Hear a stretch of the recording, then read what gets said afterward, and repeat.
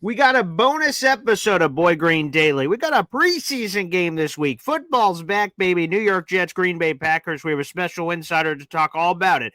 A special bonus episode of Boy Green Daily starts now. I'm going to lose my gosh darn bananas. Boy Green Daily starts now. Zoinks! Boy Green Daily, Boy Green Daily, Boy Green Daily. Let's go!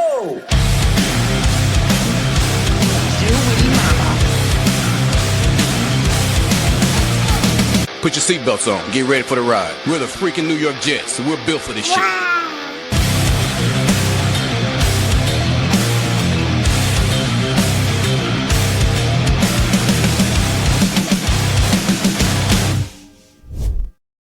What's poppin', everybody? I'm Paul Esden Jr., your handsome host, a.k.a. Boy Green. I'm the New York Jets digital reporter for Heavy.com. Welcome to Boy Green Daily, a daily New York Jets video show, also available wherever you get your podcast. It's preseason week, baby, so we have a bonus episode. We got to get all the episodes in that we can ahead of the Jets-Packers preseason game, which, by the way, is coming up on Saturday at 8 o'clock. That will be on national television, NFL Network, baby. That'll be in Green Bay as the Jets take the road. Let's bring in a special guest to talk all about the fun storylines that are going to be coming on. We have none other than Kyle Malzhan here on the program. He is of WFRV, Local 5 Sports Anchor reporter, covering all things Green Bay Packers here on the program. Kyle, thanks for joining us, man. Paul, appreciate you having me on, man. I just got to ask, Aaron, you having any fun without Aaron Rodgers making some headlines in the Big Apple? Let me ask you this, because you started here, Kyle, so we have no choice.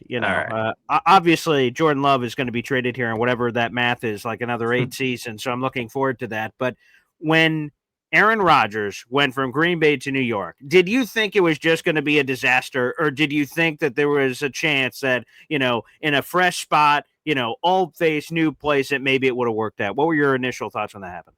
I thought it was interesting that he chose the Jets of all teams, and this is no disrespect. Of course, he had the mentality that he thought that he could turn things around in New York, and he worked with some really tough situations in Green Bay where they maybe didn't have the most competitive rosters, but when you have a quarterback like Aaron Rodgers was, he made them competitive. I was interested that he went to the Jets. I didn't know how it was going to play out, so just like the rest of the world, I was just waiting to watch it all unfold, and then unfortunately in year one it just went like a blink of an eye, man. Just the hype was there on 9/11, and then it just got sucked out of the stadium, man. Well, we're going to see, because the NFL schedule makers are cruel, unusual beasts. We're going to have the Jets opening up the season at MetLife Stadium against Aaron Rodgers, of course, playing on the Pittsburgh Steelers. One more on Aaron Rodgers, and we'll have plenty of other stuff to talk about here. Aaron Rodgers on the Steelers. So the positives are he's another year removed from that injury you talked about. Year one was a disaster, 4 snaps. It all gets destroyed. Jet fans love talking about that with their therapist on a week-to-week basis. And then last year, plays in all 17, but still, while some of the overall numbers are nice, once you dive into a little bit deeper, the numbers, they don't look anywhere near as pretty as they were. And obviously, the Jets won 5 games last year. But now he's on the Pittsburgh Steelers for maybe one more ride around the sun. I'm curious, what are expectations for you now in Pittsburgh as a guy who's 41, going to turn 42 in December? Well, I'm just so intrigued to see how his relationship works with Mike Tomlin. Look, we know that Aaron Rodgers has so much respect for the man that Mike Tomlin is, but when the going isn't going, man, can Mike Tomlin put him in his place? And I think Mike Tomlin does have the guts to do so. And how does Aaron Rodgers react? I don't know, man. It is going to be so intriguing to see how it all plays out, bro. But the thing about Mike Tomlin is he doesn't take no crap from anybody. And Aaron Rodgers is the type of guy who likes to rule things over. So it'll be interesting. That's for sure. All right, Kyle. Okay, it's just me and you here. There aren't millions watching wherever they're watching right now. Just me and you here, okay? What's the secret recipe, okay? Brett Favre, Aaron Rodgers, Jordan Love. You guys sort of seem to have this quarterback thing figured out, and over here in Jets land, we've been searching for a while. So what's the secret recipe? What's the secret sauce here? It's the fact that the Packers front office for years now, a few decades, has always done the best decision for the Green Bay Packers and had that in the forefront of their mind. They didn't care about the hurt feelings or the backlash they may have. It was, okay, we see an end to the tunnel, a light at the end of the tunnel. How do we make sure that we put ourselves in the best position for maybe 2, 3 years down the line? And they've done such a good job of not caring about people's feelings in a really cutthroat industry. And they've just been able to hit on three really good quarterbacks. And for what the Packers hope, Jordan Love could be the next Hall of Famer. So it's good scouting, it's good development, and it's just a well-oiled process in Green Bay. It certainly comes off that way. That's for damn sure. Again, we got Kyle Malzhan here on the show, WFRV Local 5 Sports Anchor reporter covering all things Green Bay Packers. And the Jets and Packers play this week. And Kyle, as you're aware of this, as everyone else is, every NFL team has their own philosophy on playing starters in the preseason. Some play them all the time, some play a number of the time, and some people are in between. Where are the Green Bay Packers? Is there a philosophy here? Have the plans been revealed for what is going to happen here in the preseason opener for Jets Packers on the Green Bay side? Yeah, Matt LaFleur told us this week that he said, "We'll see." And that was kind of it. And then he added, "Look, they're football players. When it's game time, you guys better be ready to play."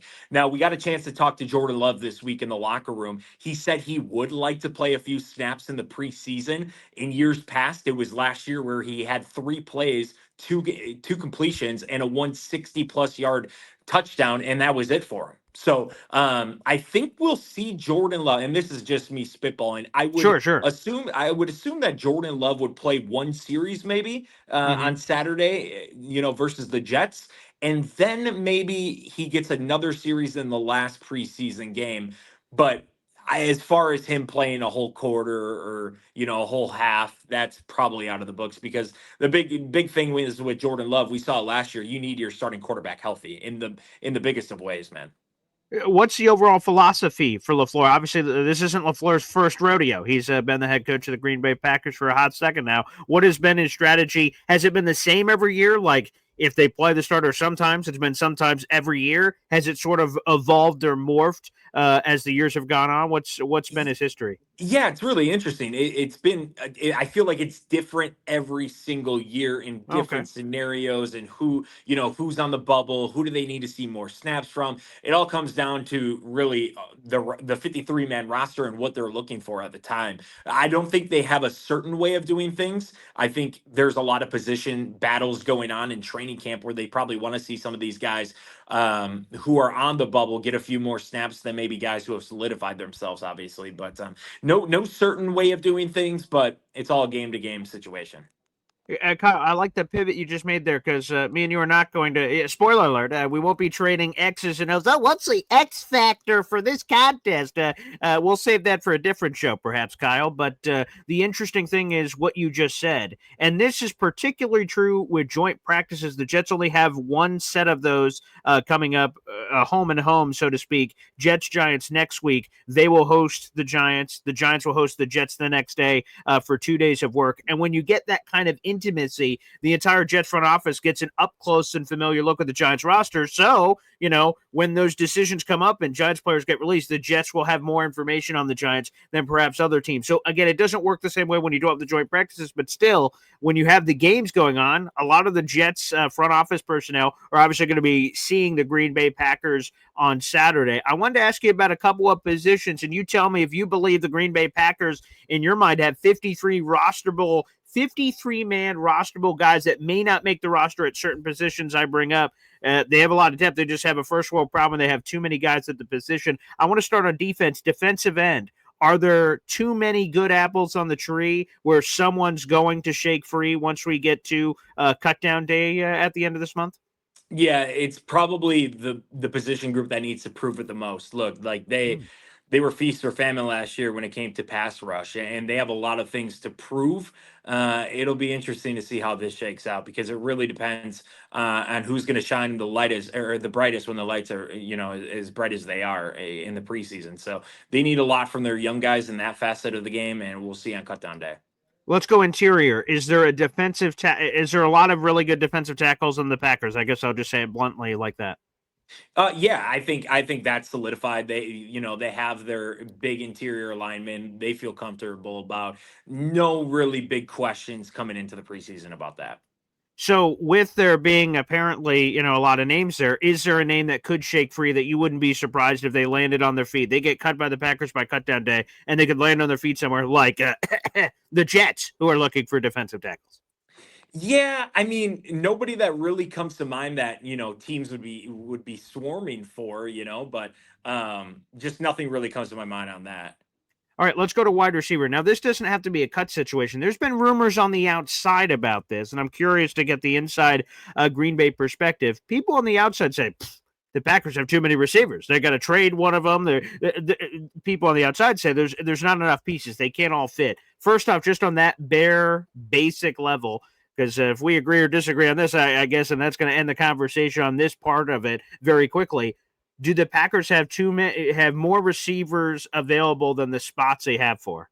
Absolutely, 100%. They have a Okay, few guys, and I'll name Malik Heath. please. Malik Heath is a guy coming out of Ole Miss, has played a few years in Green Bay. He made the 53 last year because of his blocking ability. And Malik Heath actually scored a touchdown in mop-up duty in one of the games last year, but he's just a really good receiver who has great hands, has gone under the radar, blocks his butt off, man. And that's something, if you're in Green Bay, you have to do as a wide receiver.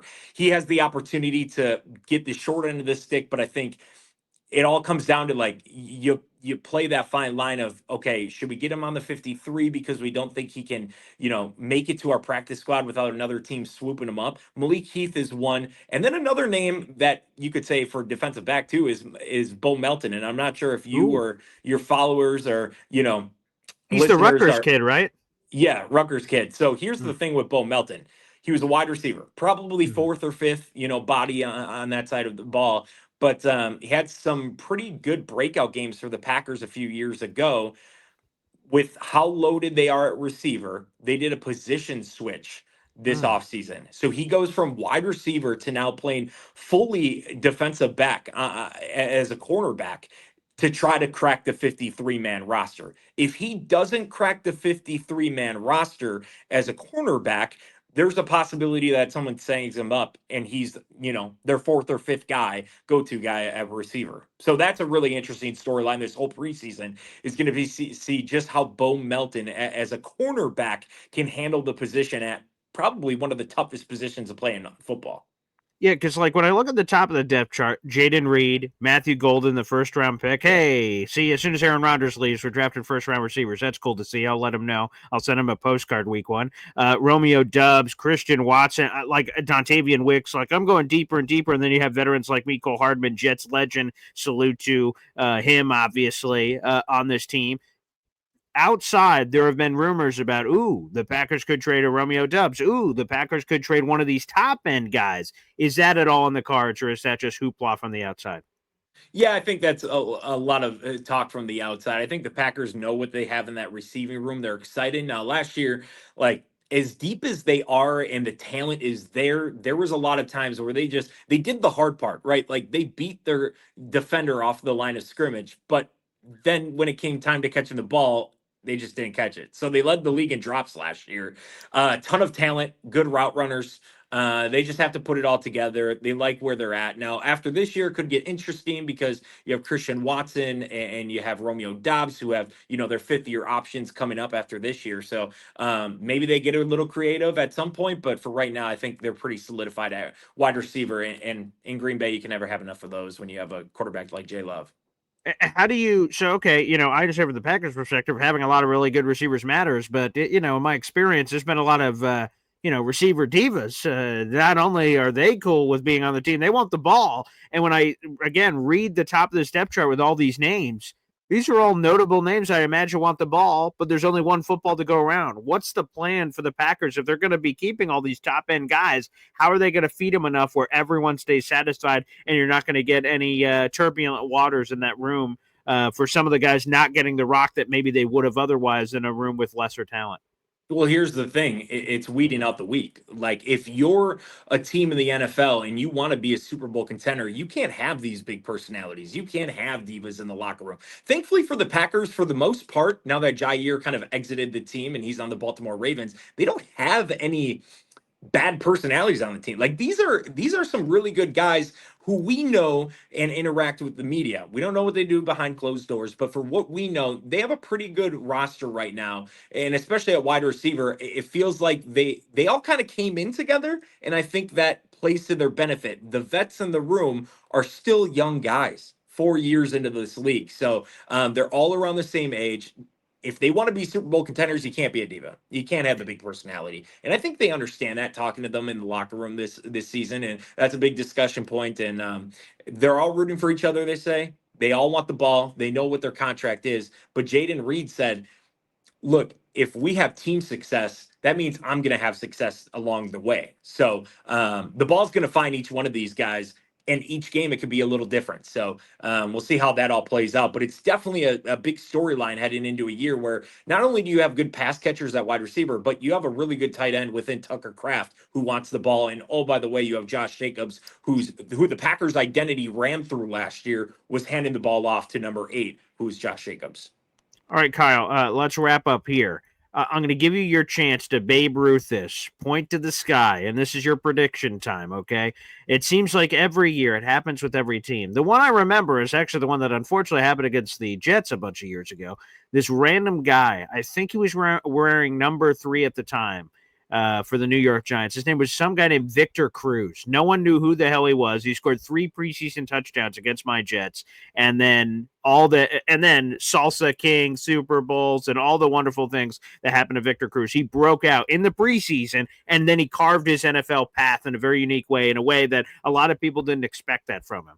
Maybe it won't be Victor Cruz, but if you had to sort of bet money that you cared about on some random Green Bay Packer on this roster that, in the same way, a lot of people don't know on the outside, but you think could make noise in the preseason, that could stake a claim for the Packers 53-man roster or somebody else, who would that be and why? Oh man, you put me on the spot just thinking of this roster right now. I will go Israel Abandakanda. Oh, former Israel Jet. Abandakanda. Okay, I beautiful. will say All right. Israel Abandakanda. And maybe people know who he is because he played in New York or whatnot, but he's looked good in practice. Packers are a little down at running back right now, so he's going to get a lot of opportunity in the preseason to kind of impress a little bit. How long has he been there? Because last I heard, he got cut by the 49ers, so I didn't even know. Yeah. It's been a week. Okay. But he's looked All pretty right. good. He's had opportunities, maybe a little bit more than what the Packers maybe were thinking when he came in, because their backup running back, Emmanuel Wilson, went down. So I'll say Israel Abandakanda. Izzy to the hizzy. Hey, Well, can I add one thing? Oh, please. Yeah. All right. So do we know the status of Braylon Allen? Like, is he going to play in the preseason a whole lot? It's a good question. He's been battling what the team is referencing as generic knee soreness. That's what Aaron Glenn keeps telling us. And he's been sort of in and out of practice. He missed a couple of practices. They kept calling it precautionary. Then he came back in a limited way. So we'll see. I would imagine at some point he is likely to play in the preseason. Yes. So the only reason why I ask is because Braylon Allen is from Wisconsin. This Of is course. his home state he's coming from. Yeah. I grew up in the same hometown as Braylon Allen. Oh, that's awesome. When Braylon Allen was, I would say, a 7th or 8th grader at the time, I was a senior in high school. Wow. So we heard all about the Braylon Allen hype. Like, man, there's this kid in middle school and he's lifting a ton of weights, and he, just watch out for this guy. And then it turns out to be Braylon Allen, man. And it turns out to be Braylon Allen. Good kid. Looks to have a bright future in this game, man. And really rooting for him from Fond du Lac, Wisconsin. And I hope he finds himself a good career in New York, man. Yeah, I will tell you, there is a lot of, and a shout out to J-Boy. He's one of the big commenters on my shows. He is a massive Braylon Allen fan, Agent Zero, as he has come to be known around here with his jersey number selection. And obviously, the Jets have a really talented running back in Breece Hall, who had one of his best runs against the Green Bay Packers a couple of years ago, cutting up all over the Packers defense. But Braylon Allen, a lot of people think if the Jets move on from Breece Hall in any way, that Braylon's going to be the guy. And even some have predicted, quite frankly, that Braylon Allen is so good that at some point, inevitably, he's going to take the rock away from Breece Hall, and he's going to be the guy as someone who still has 3 years of team rookie control on his deal. He got opportunities last year, and I will tell you, one of the surprising things about Braylon is in college he had 49 career catches. For some reason, that just sticks out in my mind, and people labeled him like, this guy can't catch 49 catches across however 3 years or something in college. Like, what's this guy going to do? And then all of a sudden he was this prolific passer for the Jets and these spot opportunities. And then everyone goes, whoa, this guy can catch. So he's just really picked up a lot of steam here locally, of course, but also the Jets inside their building. Aaron Glenn, he's only been here a couple of months. He is in love with Braylon Allen, and he wishes he had 53 Braylon Allens. One of the quotes he had at a presser, he said, I will do whatever the team asks me. If they ask me to play a linebacker, I'd line up and play linebacker right now. And, like, some people laugh, and he just had this dead-ass serious look on his face. Like, oh, just kidding. Oh, he's being very serious. So Braylon's a good kid. Well, here's the thing with Braylon, too, is that he actually, you should have seen him in high school, man. He was special. He was a special talent. He actually got recruited to Wisconsin to play linebacker. They had an injury at running back, so that's when he got put in at running back. So he's a beast, man, and it seems like he's a good fit to learn under a guy like Breece Hall, and hopefully he'll have a long career with the Jets, man. Again, it just shows you how fine that line is, right? Braylon's supposed to be a linebacker, and injury happens. Hey, you want to try out this running back thing? All right, I'll give it a whirl. Boom. 4th-round pick in the NFL and all this hubbub around him. It just goes to show you. So he seems like a really good kid. I'm excited for his future, and thank you so much, Kyle, for bringing him up. Hey, Paul, appreciate you, man, and I appreciate you having me on the podcast, and we'll see what happens on Saturday. Okay, there we go, baby. We'll see you in the Super Bowl. Jets-Packers. Let's make it happen. Boom. It should have been last year. That's probably true. It should have been, and in that was that 2009 or 2010, whichever AFC Championship game that was. It could have been Jets Packers. Would have been good times, but alas, perhaps in a different universe. Kyle, thanks for taking the time, brother. Appreciate you, man. Take care.